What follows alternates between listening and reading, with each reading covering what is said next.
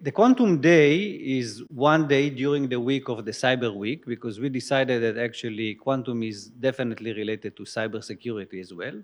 So the plan of today will be partly academic sessions and partly people from the industry, as well as a panel that we are going to have. We are fortunate to have two important people with us today. Aronov, who is one of the, let's say, founders of quantum mechanics.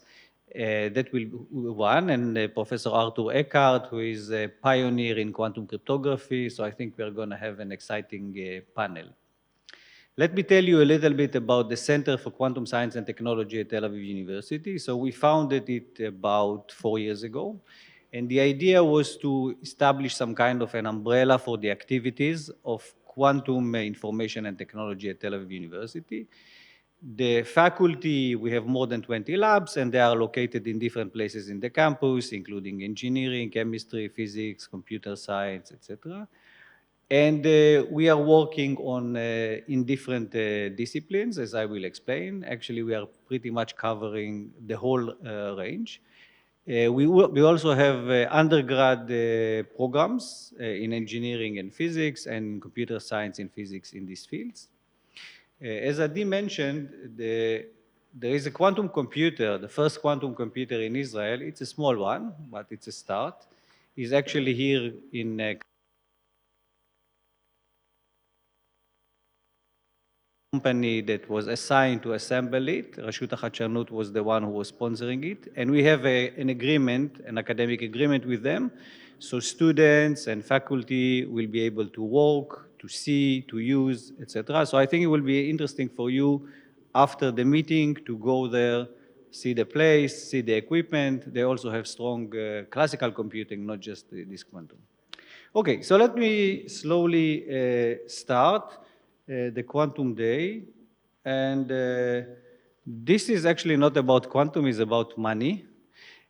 How much money is being invested. So as you know, we are during what we call the second quantum revolution, and the second quantum revolution is the one which is related to the fact that we learned how to manipulate the basic degrees of freedom of quantum mechanics, like the photons, the spins, etc.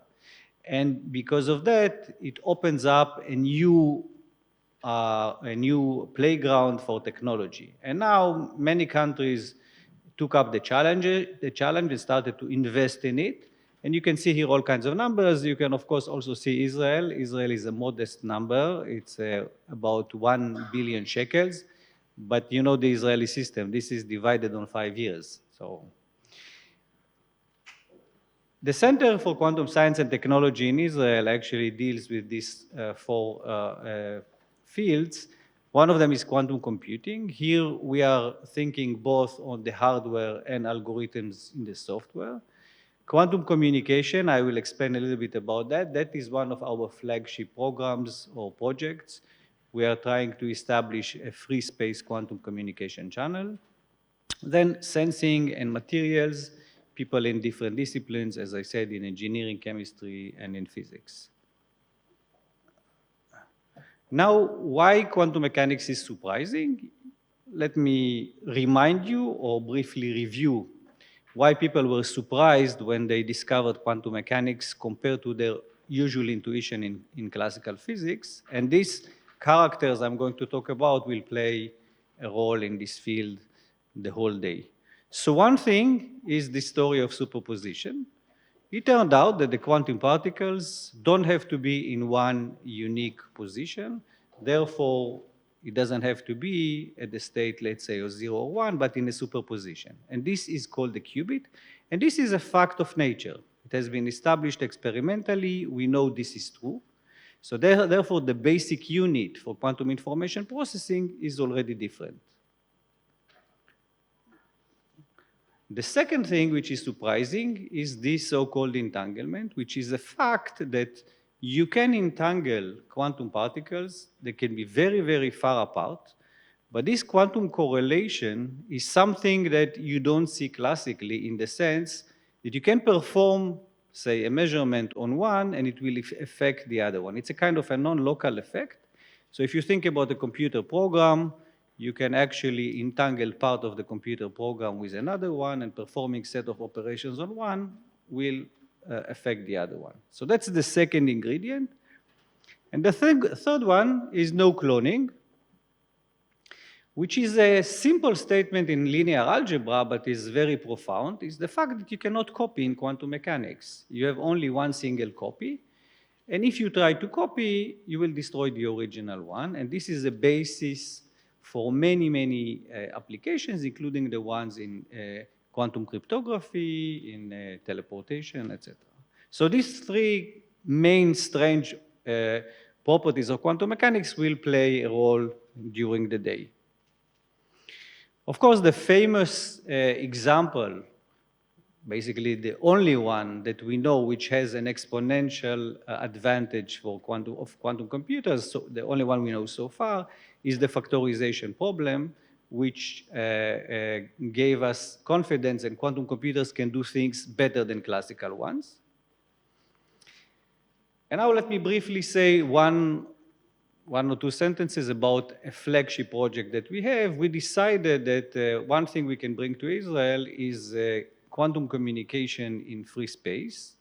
And this is based on the no cloning theorem that you cannot copy a message. So if you are able to do that, you can establish a secure channel. The idea is to transfer the key. And if you will see in our physics buildings, you will see on the top there is some dome. That's our ground station for tracking satellites.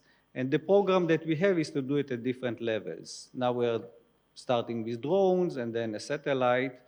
People already have established that in fiber optics and also, to some extent, the Chinese and others in free space. But still, it's a technology that exists only in very few places. And so if one of you is interested in some of you, you can join us. There is room for activity there. This is the idea of the quantum key distribution that maybe will be discussed during the day. If not, we can discuss it afterwards, which is the idea that Alice and Bob can share a secret key, and Eve, the one that is trying to eavesdrop, will fail.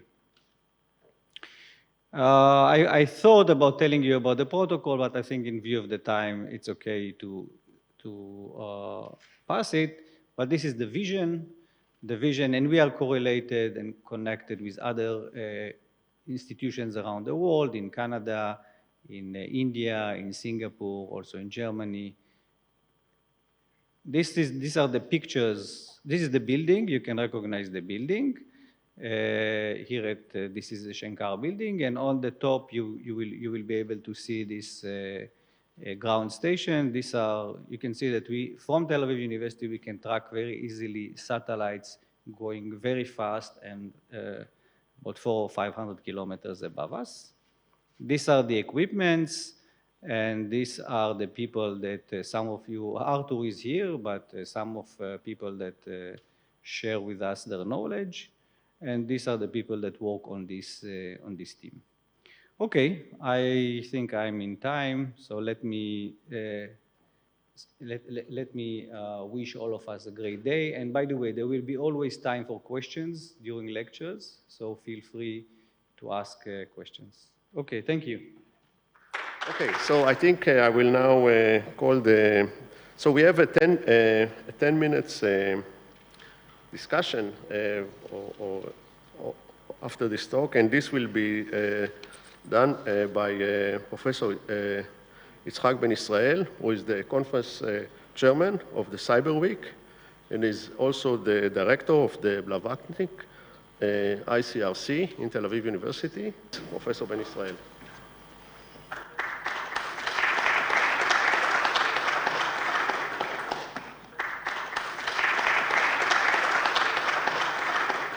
Good morning. Is it still morning? Yeah. Good morning. I'm very glad to be here. I apologize, Arthur, that I missed the first half of your talk. We are, as you all know, we are doing the Cyber Week conference. This year we do it with the AI conference. cyber, AI are all, in a way, results of computer technology. And some things that were, people thought about it 50 years ago, only now can be done because computer power was not strong enough, not good enough 50 years ago. AI is a very good example. ChatGPT is a very good example.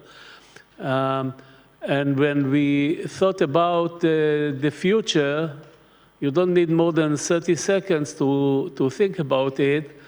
It's very clear that once we will have quantum computing or even quantum communication, which is a step from cyber point of view, a step forward, I would say a few words about it. Once you will have it, everything we do today will become obsolete, not relevant anymore. I started myself being involved in cybersecurity some 40 years ago. I hate to think about it, and change my own definition for what is cybersecurity. I mean, there is no good definition for this. Change my own definition at least 10 times. In the last 10 years or so, my definition is quite stable. A cyber threat is actually the dark side of computer technology. Whenever we improve computer technology, the number of applications goes up, the number of our dependence on computers and computerized networks becomes bigger and bigger, and therefore a new vulnerability is created, and bad guys may use this vulnerability for their own sake, their own sometimes criminal attacks, sometimes other missions. And therefore, if we are going to face quantum computer, and we are going to face, may not, maybe it will not maybe a full quantum computer in the next year or two, but it's a matter of time. When we are going to face it, on top of improving our capabilities to compute and do things that before were not even thought about, we will have a huge problem of protecting our systems. Already today, the normal computing, classical computing, which is based on transistors, the weeds of the